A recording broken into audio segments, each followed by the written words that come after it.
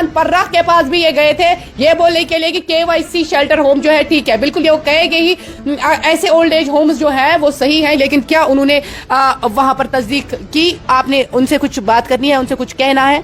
मुझे देखिए, यहाँ के रिलीजियस स्कॉलर्स हो, पॉलिटिशियंस हो या एक्टिविस्ट्स हो, मैं उनसे हमेशा एक ही रिक्वेस्ट करता हूँ, आप बिना किसी को उतना हाइप मत दीजिए, बिना जाने हुए आप उनको बनाते हैं हीरोज, और लोग फिर ज्यादा डोनेशन करते हैं, आप पे ट्रस्ट करते हैं। वो यावर पे ट्रस्ट नहीं करेंगे, वो केवाईसी पे ट्रस्ट नहीं करेंगे, वो आपके फेस पे, वहां पर वही जो रहमान पारा गए हैं उनके फेस पे उनको डोनेशन मिला है, वहां बीजेपी के लीडर गए हैं उनके फेस पे, वहां रिलीजियस स्कॉलर गए, वहां पर सोशल एक्टिविस्ट गए, उनके फेस पे पैसा दिया जाता है, उनके फेस पे वोट दिया जाता है, तभी वो किसी पोजीशन पहुंचते हैं। पहले वो चेक करे, पहले वो रियलिटी में देखे यहां पर क्या होता था। अगर मैं आपको और चंद रियलिटीज बताता हूं, देखिए मैं इनका एक एफिडेविट दिखाता हूं। इन्होंने जब रजिस्ट्रेशन की उसमें एक बशारत साहब थे, बशारत साहब का मैंने पता किया, ये भी एक ट्रस्टी है उसमें, बशारत साहब मोहम्मद सुबहान उनके अब्बू का नाम है, वो भी इनके साथ ही रहते थे। वो मैक्सिमम लोगों को कहते हैं मैं आईपीएस ऑफिसर हूं, ये रियलिटी है, ये मुझे फिर प्रूव भी हो गई। जहां पर भी नए लोग आते थे उसको इंट्रोड्यूस करवाते थे, केवाईसी यावर वाला वो इंट्रोड्यूस कराते थे, ये बशारत साहब आईपीएस ऑफिसर है। आप देखिए कितना फ्रॉड करते थे। उस आईएएस ऑफिसर और आईपीएस ऑफिसर, ये पुलिस डिपार्टमेंट में आईपीएस ऑफिसर है, और ट्रस्टी में आप देख सकते हैं, मेरे पास एफिडेविट भी है, हर एक डॉक्यूमेंट है, इसमें है उसका नाम, उसमें एफिडेविट में नाम भी है। उसके अलावा अगर आप देखेंगे, इन्होंने इतने कांड किए आप कभी सोच नहीं सकते हैं, और मैंने डिग आउट, पूरे 6 महीने लगे मुझे डिग आउट करने में।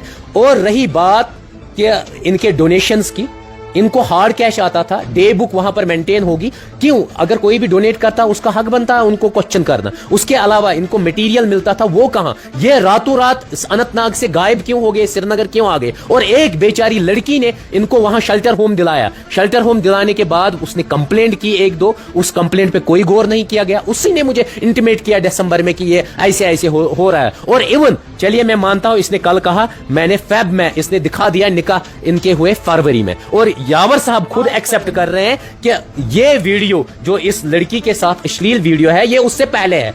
मीन्स कि इलीगल रिलेशन थी पहले उस लड़की के साथ, और वो तो छोड़िए, इलीगल रिलेशन हर एक का होता, मुझे उस पे भी क्वेश्चन नहीं है, लेकिन आप उस शेल्टर होम को, जिस पे लोग भरोसा करते हैं, जिसके लिए लोग डोनेशन करते हैं, जिसके लिए लोग पैसा देते हैं, आप उस पे किराया देते हो, उस पैसा का आप गलत यूज करते हो और उसमें आप धंधा चलाते हो। चलिए मान लिया एक लड़की के साथ शादी थी, मुझे आप ही बता दीजिए आसिफा मैडम जी, मैं आपको चंद फोटोग्राफ्स और दिखाऊंगा, आप मुझे बता दीजिए इसके साथ भी क्या निकाह है, इस लड़की के साथ भी निकाह है, आप ही दिखा दीजिए, और इससे पूछ लीजिए इस लड़की के साथ भी निकाह है। कितनी लड़कियों के साथ? मैंने कल एक ही लड़की इसीलिए दिखाई थी क्योंकि मुझे पता था ये कौन सा खेल खेलेंगे, और इसलिए दिखाई, मैं नहीं चाहता था अब आपस में इन लड़कियों में लड़ाई हो जाए और भी कन्फ्लिक्ट हो जाए बहुत सारा सोसाइटी में, और इनको ज्यादा गंदी नजर से देखा जाए। मैं इनके सिक्किम को प्रोटेक्ट करना चाहता था, बल्कि इवन जब इनकी एक फंक्शन ही थी, जो मुझे सोर्स था उसने मुझे सीधे कंप्लेंट की, इसने झूठ में कहा कि ये वो लड़की है जो हमारे ग्रुप से मिलना चाहती है और ज्वाइन होना चाहती है, जबकि उसकी वो पर्सनल कोई लड़की थी जो उसने उस फंक्शन में भी लाया।